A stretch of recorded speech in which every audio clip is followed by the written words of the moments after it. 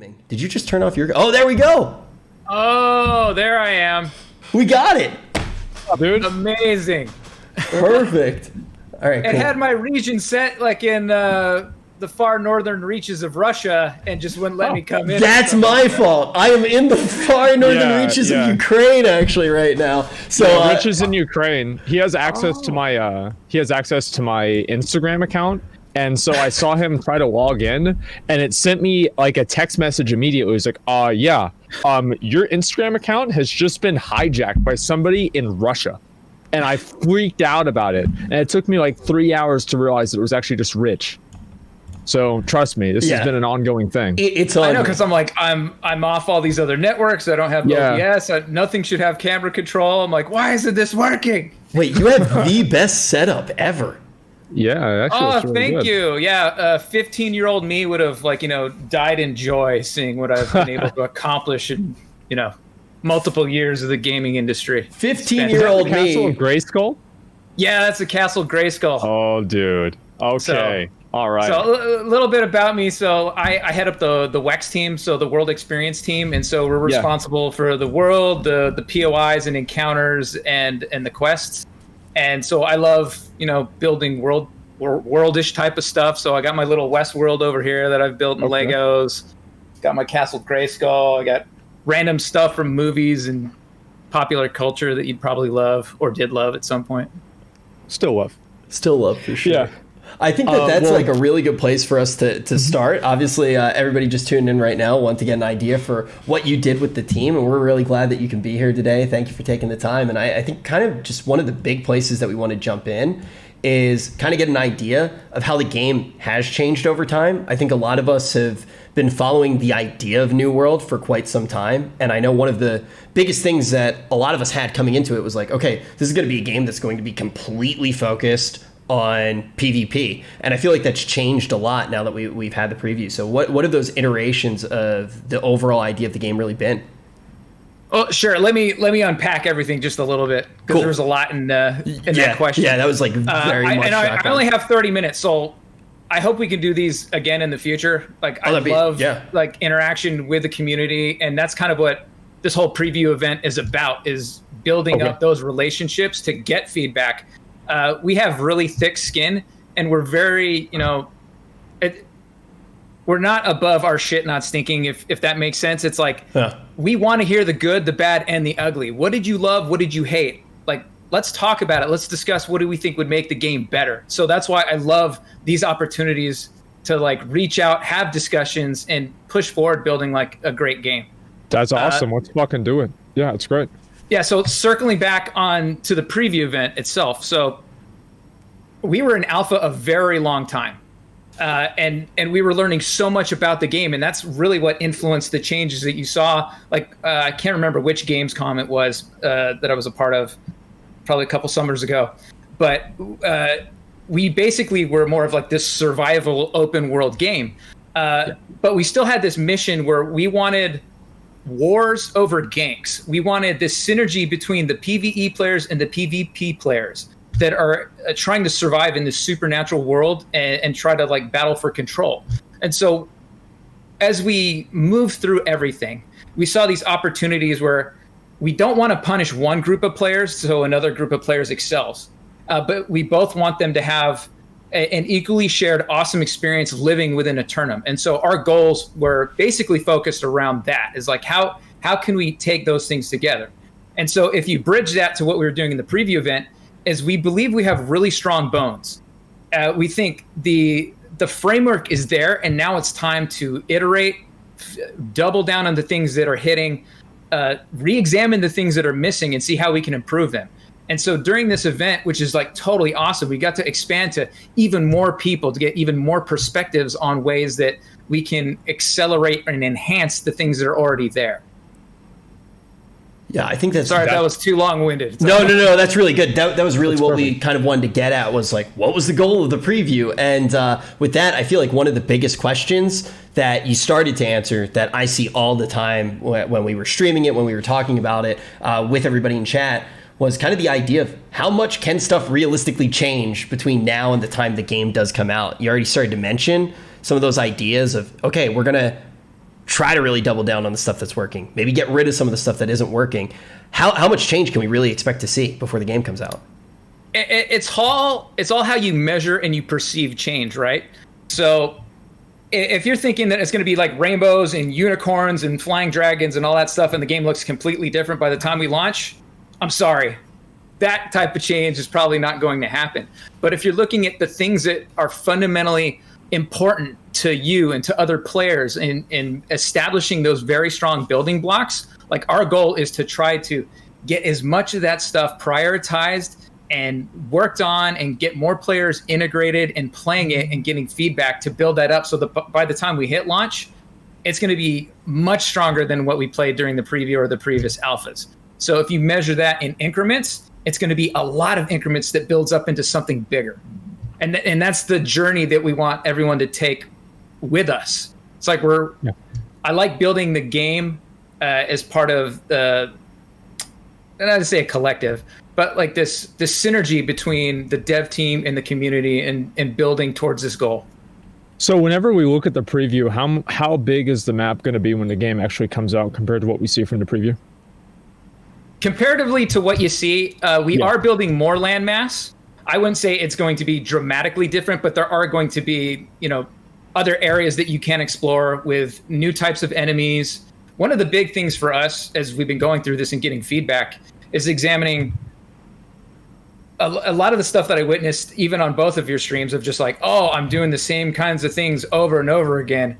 And even though the build that you're playing is probably several months old by now, it's, all those little jabs were like, oh, we should have done that better. Oh, we're taking the time to make those things better. So we want to make sure that every quest that you take isn't going to be get 1,000 crates, kill 1,000 enemies ad nauseum. One of our goals was to stand up that system and now continue to improve upon it and have deeper ties and integration with the core loops of the game. So those are things that we're going to take time and effort to make sure we can do. And that also means, adding visual variety in the opportunities that we have, whether it's looking at the enemy roster, additional biomes and kits and all that type of stuff it's very important to us. But it doesn't just stop at launch. And I think that's something I want to be really clear on is we're a live game. So as soon as we hit launch, we don't take our foot off the gas. It goes down further. So we want to build more and create more. And the closer we get to that is going to lead for more opportunities for us to play together, get more feedback, and align directionally, and I think build something that we want to play together for years to come. So when you talk about the core loops in the game, I think one of the things that I personally felt a little bit of concern about, and I've heard Asmon start to say some of the same things, and I've seen it in chat as well. It does feel like the core loops that you go through while leveling are also going to be pretty similar to the core loops which you're engaging in at the end game content to actually progress. So sometimes it feels like the rewards that you're getting for those core loops, which are steadily the same throughout the entirety of the game, you don't necessarily have that desire to continue following those loops once you actually get to max level. It's like, okay, I do feel like I've beaten the game at this point. Is there any plans to kind of break that actual system or add on to the end game systems, whether it would be with instance content in PvP or PvE? Yeah, absolutely. For players, we don't want their journey to end at 60, even though that might be the max cap for when, we're at launch. But we want you to always have things that are goals, that are achievable, that are things that you want to chase, whether it's in the PvE to control territory and making the incentives for owning territory stronger and more prevalent and making people want to engage in those systems, or the things that you chase in the end game, whether it's like, I want to be a master crafter and build things that are at parity, if not a little bit better than things that I might find as world drops. Because as a master crafter, I can be more specific in the things that I'm building instead of have the randomness. So there's things that we want to add and include, and that's part of this conversation in preview week is you've had a chance to kind of taste initial offerings and seeing what these systems may or may not be capable of doing. So that's why I love this dialogue, is to find out more about like, oh, you know what, Mike, this would be really cool if this could happen like this. And having that perspective, and then basically the hundreds of thousands of players during preview week having their perspectives as well, we can start drafting a better picture of what that looks like. Oh yeah, absolutely. And that's something that we really want to see. And I think the leveling experience has been generally pretty good. At a certain point, I think that for many people, it just involved farming the corruption areas for the gear, which it might be a little bit odd considering people are doing these 65 zones at like level 40. And I'm kind of curious to see how that's going to evolve. And then also more so how you're going to create challenges at the end game. Because right now, because it's an open world game outside of the Spriggan bosses that are locked to 5 players, there doesn't really seem to be a whole lot of challenges in the end game because you can overcome the challenges just by bringing more people. So do you plan on bringing in more instance content or finding a way to create challenges in the open world through in-game content as well? Yeah, the answer would be both. So we're looking at options with instance content and ways to make the open world content even more compelling. So a lot of things that no doubt that you've witnessed, I've seen it as well, is Zerg rushing in areas. There are some systems that kind of promote that, and those are things that we want to re-examine as well. It's also the difficulty curve.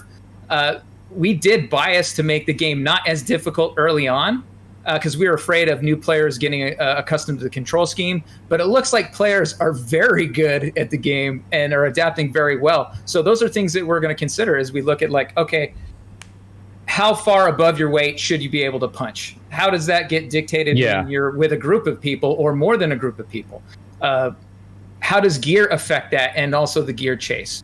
So all these levers that you want to tune and tweak. And then now, I mean, this is again why the preview week was so awesome, is we had so many players involved in playing across multiple servers and continents that we actually got to see what their play styles are and how they were achieving those levels. What was the median level that was achieved, like through X number of hours? We also get to see exploits, like what you saw with the delivery missions. The delivery missions. Yeah, my bad. We're like, oh, that's awesome. I didn't know you could do that. To dive in on, I want to dive on a few points of minutia when we're kind of in this territory. With the delivery missions, even without the exploit, they did give a solid chunk of XP, and it seemed like a way that you would be able to be pretty rewarded based off of the actual faction tokens, which you would receive, and also XP, and you could pretty much play the game without fighting anyone if you did want to, and you could just have the healing staff, be a Zoomy boy, and go for it. Do you intend to keep the XP and the rewards that high with things like delivery missions and actually having ways to play the game as somewhat of a pacifist? A lot of questions there. I'll try to break it down. If you wanted to play the game as a pacifist, we don't want to discourage that. We think there are opportunities for you. So say I'm friends with Asmon, and I just suck at combat. Like I don't want to go out there. I'm just going to get bodied, or I'm afraid of PvP. But I love grinding on crafting. I gather all the time, and then you come and bring me all of your mats, and then I'm just leveling up, and I'm just the best swordsmith in Windsward. That's all there is. It's like, you want the best gear, and I can make you exactly what you want as long as you bring me these mats. That's the life I want to live, and I have a small little cottage just over the corner. Yeah, it's like that. We want a place where all those players can have like a role that they want to fill, whether it's through PvE, through PvP, or just passively. I just like dressing up and living in this house, or I like dancing naked in the town square. So be it. All power to you.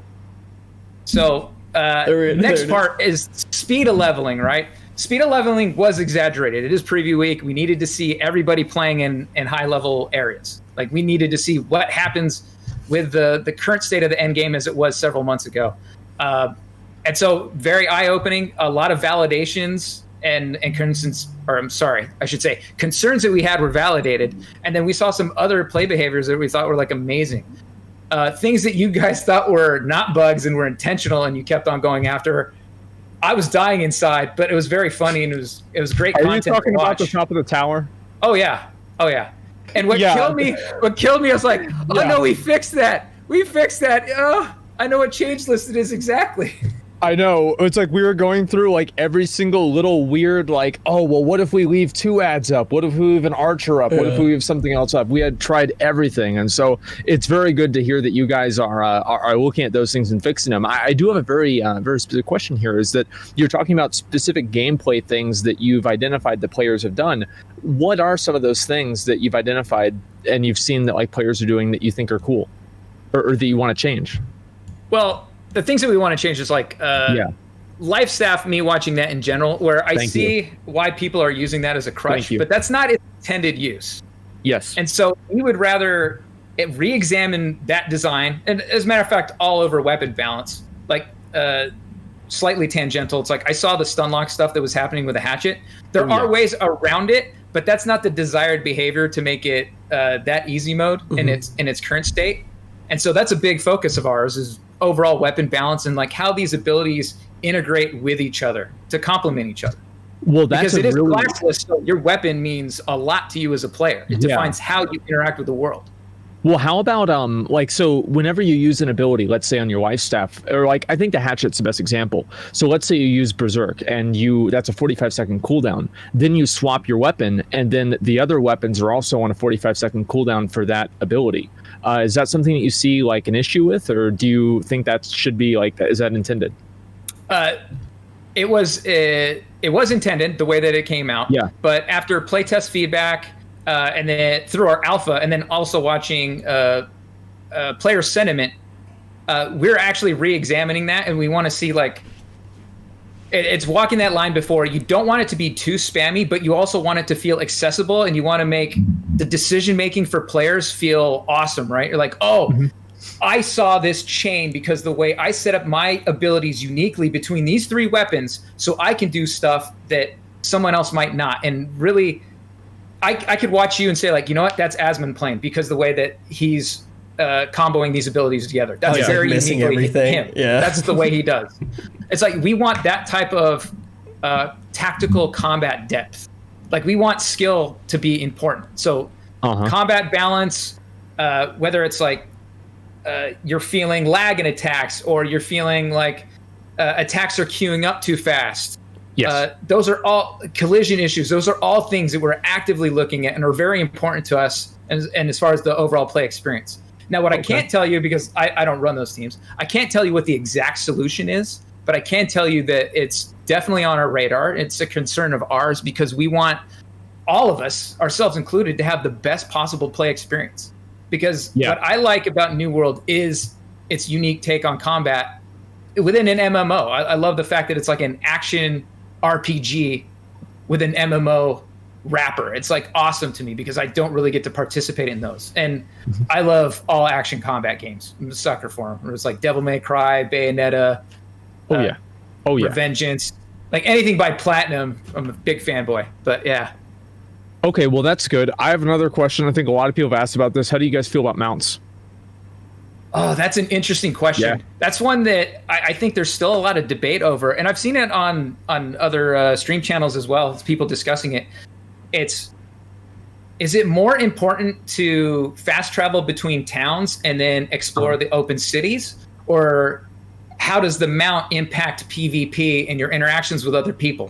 Because what mounts contribute to, and when I played WoW, I fell victim to this too, is it makes the world feel that much smaller when you speed through it, right? Everything's about especially perspective. With flying mounts. Especially with flying mounts. Yeah. And it's like, I'm missing out on all these opportunities to find and discover things. It's like when you're up in an airplane and you're looking down, you don't get to see all the cool things that are below the canopy. And so that's the kind of thing you want to balance. We spent a lot of time building this beautiful world that I want players to deeply explore. Like, I've seen the compliments you've had on the different locations in the world and how beautiful they are. And I don't want players to miss out on those opportunities. Yeah. Well, so it's always got to be this balance, right? I actually feel like most people who spend a lot of time playing the game are the ones in chat spamming that they don't want mounts. I definitely understand where a lot of the ideas of mounts come from, and I feel like it's always going to be that desire to try to go a little bit faster, but I definitely understand where you're coming from in a lot of ways, and I'm excited to see what you guys ultimately decide on. But I do want to dive in deeper on kind of tagging and how that works right now. So you've talked a lot about some of the potential iterations that could happen with combat. How did you guys feel about when you're out in the world and all of a sudden you're looking at something and you're trying to tag it and you get body blocked by other people who are also trying to tag the same things? Yeah, so this is one that we've been in deep discussion with on our leadership team as well. Just like mounts, there's a double-edged sword to body blocking. There's a solution if someone's just body blocking you from entering a doorway. You can sheath your weapon, it removes your player collision, you can straight go through, no problem. And a big problem with that is that might be hidden to players. It's not common knowledge. That's something that the game needs to do better, is teaching you the mechanics of the game, specifically those kind of like key ones that help you in bad situations. But what happens is you don't want, in PvP, it might be unfair to have a whole bunch of people walled in front of you and you can shoot straight through them and just body someone on the other side. So we're looking at what is the strategy impact in PvP and how does it affect you in PvE? I don't have a solution for that myself, but it's something that is of topic and we're diving deep into, because we understand the concerns as a PvE player. It's like, oh man, this jackass ran right in the way and I just shot him in the head and he just like ate up my shot and now I can't get the kill that I was missed a tag on the mob. You missed a tag on the mob. Whenever I'm in a party, I have to individually tag a mob, and I don't know if this is too granular or not, or really if you have an answer for this or not, but are you guys going to have a thing to where, like, if somebody in your party tags a mob, everybody gets experience, or is it intended that every single player has to individually tag whichever mob is being killed? In a party, typically, you should get the credit and not have to tag, so that could be a bug. So I would have to go back and look at that. But from my understanding, party members should share across the board. Go ahead. Oh, no, sorry. Looking at the world, I also wanted to ask, if you go around and just to all of the areas, there are a number of areas that are relatively the same thing. So if you go to an area with, like, let's say all the Ancient Guardians, you can expect to see, a few rock areas where you're able to go up a little small pathway, and then there might be a Taskmaster or something up there, and there's like a chest in there, and it feels like these become very repetitive. And is there something that you guys are looking at doing to try to spice up those different areas to give them a little bit more variety? Because there's about like 30 of them, they're about the same. Absolutely. I mean, you will see similar setups and locations because it's a shared language of each of the enemy families. But for me, it's inducing that visual variety and those spices, and that's going to come from the improvements that we're making to the quest system. There should be some fun stuff that we're doing with AI in the future. So look out for that. We'll probably have further discussions the next time we talk. Right. But what we want to do is basically add more variety in areas and make your travel into those areas more meaningful, whether it's quests, whether it's lore and deep exploration, maybe it's to gather very specific things. So there's lots of opportunities to do those types of things. Yeah, okay, that's great. Yeah, go ahead, Rich. Yeah, I kind of want to talk a little bit about how you guys felt coming out of the preview with for anybody who's just jumping in right now, there's kind of this idea that all of the different areas, you're fighting for the control of those areas, and then ultimately you're going to travel to different places. If you want a higher level crafting bench, for example, you have different storage in different zones. Did you guys feel like that aspect of the world was working the way that you did intend to, like vying for the different regions? I think the core base is working the way that we intended to, but we need to have stronger incentives. That's stuff that we saw in alpha, and that's stuff that we're currently working on. We want players to feel awesome about controlling a territory. Like, oh yeah, our company, our faction, we did this. These are the benefits we get. This is awesome. And then we want the people that don't have that awesomeness to have ways to be like, oh, well, we need to get in on this. What are the things that we can do? How can we challenge the rulers of this particular territory? So we want wars, not ganks. This is fabulous feedback. And I hope, my dear hope is anyone that was on the stream or participated goes onto our forums, contacts our community leads, and gives us like more of this constructive criticism. Like we don't consider it hate or anything like that. Yeah, well, thank you. I mean, like we really look forward to doing that. I feel like one of the things that's been an overarching element of feedback that a lot of people have given is that the world itself is incredible. And I also wanted to ask about collecting resources in the world and how you feel like crafting plays a part in the end game. Do you feel like crafting gear would be ultimately the strongest gear? And how far would you be able to take crafting gear? Because right now you have the oil crumb gear, which is the highest gear. And I'm not sure if there's something else that's intended with like maybe specific resources from high-end content or anything else. So how do you really feel like crafting would integrate into the end game? So from a high level, we want crafting to be at parity with any high-level world drops or things that you get from bosses. So crafting needs to be important. So holistically, that's our belief. And that's also part of a chase. Like we talked about earlier about the player that wants to do nothing but craft. I want to be the best blacksmith. We want to enable that. And it's not very enabling if I find out like, oh, well, I'm 2 tiers below the best gear that you can get from some, drop. So that is not our vision for how we want that participation. But it's also, we want more unique things to come from crafting. It's like, oh, I was able to collect this specific thing because my logging skill was so high that I got this specific sap that only drops from these types of trees. Yes. And I was only able to do that because I have the best axe in the world. So aspirationally, exactly kind of directionally where we want to head. Okay, great. That's really good to hear. It's something that I was definitely concerned about because very, very often in mini games, it's hard to balance kind of crafting and also like high-end gear. And another thing is that the way that gearing and the level requirements for gear works in the beta or the preview right now is that there's about 3 different tiers. It's like 20, 35, and 50 for like almost all of the gear. Is there plans to add in like different tiers of gear in between those, or are those supposed to be like breakpoints? I can't go into specifics, but we are examining the entire kind of like gear system and the thresholds and how far past 60 we're going to wind up taking it. Cool. So it's fantastic feedback. Again, we're deeply exploring that, deeply exploring weapon balance, exploring quest variety. One thing we didn't talk about, spawning. All right. Spawn management is a huge issue, especially coming from the world team. We want to make sure that when you enter a place that there's going to be content for you to interact with. So that's very near and dear to my heart, and I want to make sure that players always have the opportunity and that they don't feel like they're wasting their time, essentially. There's no trading right now in the game. You can only drop things and have people pick it up. Or do you guys intend on having trading in the game? We are definitely examining better ways to trade. Okay, great. Asmon just wants to know because he wants more people to give him gold. I know that we're running out of time here, but I do want to ask. We will do this again. We will do this again. I promise. It's just thank you. I will get yelled at people that I don't work with. Yeah, can I just hit one thing on the head because you already mentioned it, but I want to make sure people know because I feel like it's one of the most important things right now. The best way to give feedback. You already mentioned the forums. You mentioned reaching out to different people in the community team. If somebody is watching right now and they want to give feedback, whether they're a content creator, somebody who played the game, what are the best avenues going to be the forums? Going to the forums are the best avenues. If not, you can find me on the Twitterverse. You can find Greg Henniger. You can find Muggsy, all of our community staff. Forums are the best place. I try to check my Twitter whenever I can.